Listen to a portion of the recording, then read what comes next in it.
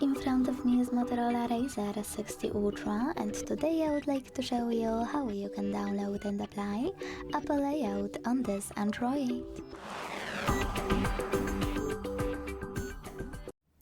First of all, go into Play Store and download free app called LauncherOS from Launcher Studio.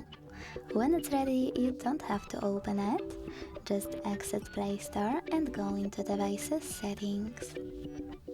Then scroll to Hit Apps,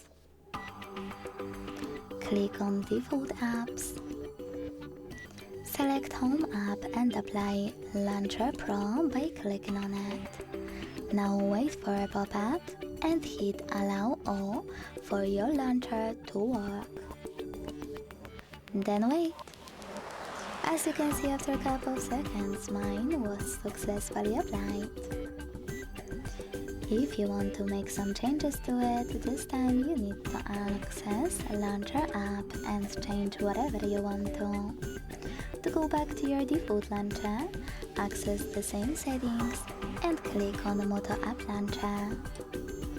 Thanks so much for watching. If you enjoyed this video, leave a like, comment and subscribe. Bye!